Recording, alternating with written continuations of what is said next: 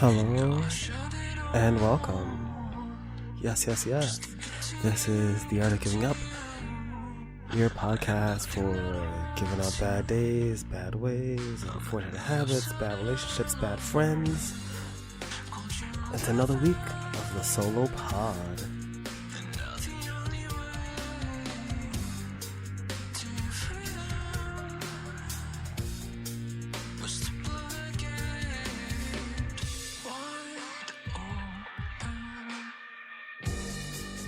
Now, I had a lot of things that I wanted to do today. I had some ideas for a podcast, but instead I decided to not do that because tomorrow, the day that this comes out, 0828, that is the birthday of Christina Ortiz, who's been on this podcast twice. It's her birthday. It is her birthday, so this is just really me throwing a happy birthday out there.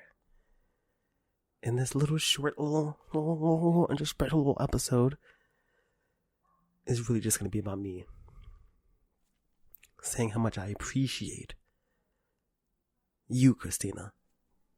And I want everyone to appreciate their friends, because I don't really feel that good this week, so it's kind of hard for me to record when it's like hard for me to breathe and blah blah blah blah blah. So yeah, that's what I want to do. I want a happy birthday because there's nothing really that I can think of. There's very little that I can fathom in this moment that's more important than the birthday of someone very important to me. There's no politics or thought or I don't know. I'm just very happy and lucky to have a friend. And I really hope that everyone out there learns to cherish their friends. That you learn to appreciate the people closest to you, because, you know, sometimes it can be a really lonely world. And I know that sometimes when I do these solo episodes, I kind of revisit the same themes, but that's because these themes, to me at least, are extremely important. Because, I don't know, I didn't really have friends as a kid. I remember some relationships that I've had when I was a child, people that I considered to be my friends. But like, you know, when people beat you up and try to stab you and throw you in front of trains and throw lit matches at you, yeah, those aren't your friends. The people that are my friends are the ones who have been able to stick with me through everything, supporting me in all of my times of need. And Christina is definitely one of the 5 people who is not my mother, who I think has really stuck there by my side and really supported me. And that's why, even though I'm sick, even though I'm tired, I really want to do this. It's important. So important to cherish the people that you love. It's so important to appreciate the people who are there for you. And I don't have that many people like that. And fortunately, I do have some. And some of them listen to this. But I think it's important for us all to kind of have a little bit of time pointed out to us individuals as individuals about the things they've done. And, you know, I also appreciate, like, Christina's partners, Sean and Melissa. I don't know. I've changed in a lot of ways. I've really learned how to appreciate people. And I've been working really hard on showing them, you know, showing them that I love them, showing them that I'm there for them, showing them that I want to, that I want them in my life, because life is so short. And I know that my listenership is in the tens. Maybe I'm exaggerating a little bit, but you know, there's not a lot of people who listen to this. And maybe it's not good business or really topical to take one person and talk about someone who you don't know. So let me educate you. Christina Joe, from the day that I've met her, has been one of the funniest, the kindest, the most understanding, and also kind of easily taken advantage of person that I know. Her kindness is immeasurable. Her capacity for love is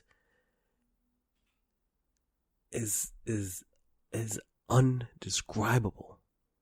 Is it indescribable? You know, one of those two things.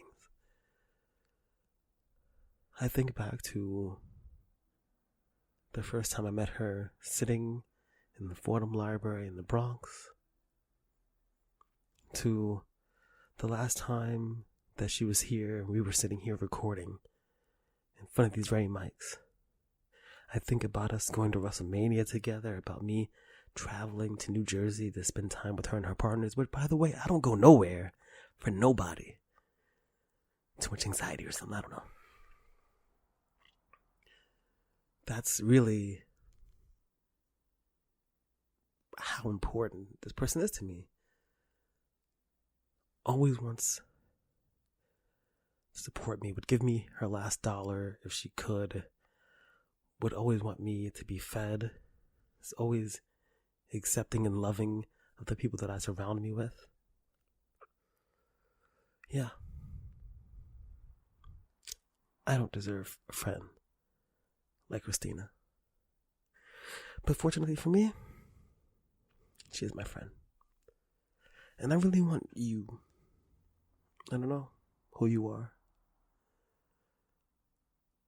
but I really want you to take stock of the people who you surround yourself with. Of course, again, like I always say the things 15 million times. But picking your friends, man, that is something that you need to do. I think of my grandfather and his best friend, Mr. Jimmy Barnes, and I remember thinking about my grandfather's like funeral service thing. It wasn't really a funeral because he was like interred in like the church or whatever in like a box of ash. And Mr. Jimmy Barnes has been friends with my grandfather for like 60 years, you know, since they were in their 20s. Think about that. They met when they were in their 20s, so it's still a lot of time to make friends, you know. So Mr. Jimmy Barnes gets up there to make a little speech in front of this room of like 100 people. And he breaks down. He is brought to tears. Absolute. Just tears, you know. Because he loved my grandfather so much. Because my grandfather was that important to him.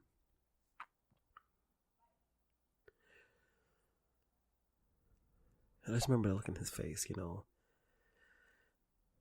It was like seeing a part of him was missing. And when I was younger, I would have never imagined that I had that kind of love for someone. But I do. I have multiple people who, if I lost today, I don't know how I would live without them.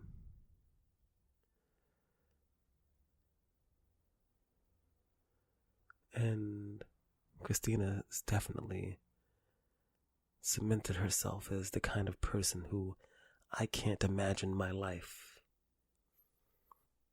without. Sharing halal food and Chinese food, sneaking into her house when her father wasn't there so we could hanging out in the library for 18 million hours, movies, making friends, arguments, not speaking, reconnecting, wrestling pay-per-views, WrestleMania, food, good eats. Yeah. I'm lucky to have a friend like her.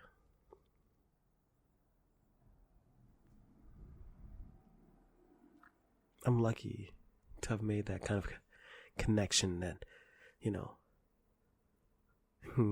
say Mr. Rogers, say, won't you be my neighbor? Neighbor is like, I think it's so funny when we say that. It's like, won't you be my neighbor? It's like, what does that mean? Because I live in New York, and, except for like 3 people in my building, I don't know anyone. The concept of the Mr. Rogers neighbor is the person who is is not just in your neighborhood, but not just in your area, but you've built a relationship with, who is there in your life, who is consistent. More than just a friend. A neighbor could be family. Christina is definitely family. And so, that's what this is. This is a happy birthday. This is me saying that I appreciate you. Yes, you, Christina. Because you matter. And I really hope that I matter the same to the people that I love. Because, yeah, that's definitely something I'm afraid of. I'm afraid of not really, making an impact on the people that I care about. And it's so terrifying and it's so scary to think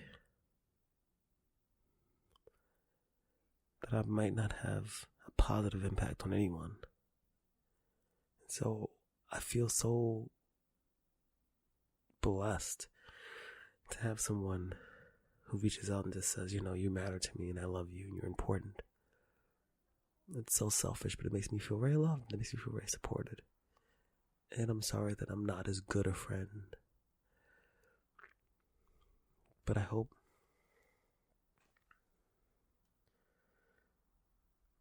one day I will be. I hope that one day I will be as good a friend as Christina. And so, happy birthday, Christina. A person whose birthday I know because I used to have your library card and it was your password. The person who, over a decade ago now, I didn't think that this would be a person that I would know as long, that I would care for as deeply as I do. I really hope that I don't know. I hope that this next year and the year after and forever, I hope that I'm a part of it, and I hope that it's great because you deserve it.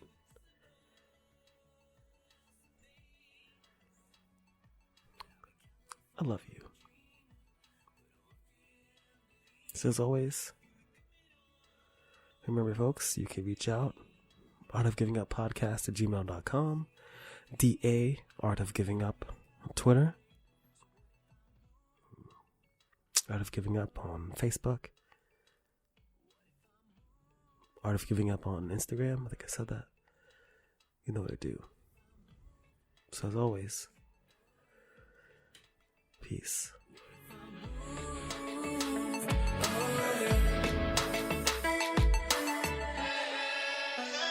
What if I moved away? Summer warm in California, though it's plastic than LA. What if I moved away? 'Cause I cannot shake this feeling that I'm dying if I stay.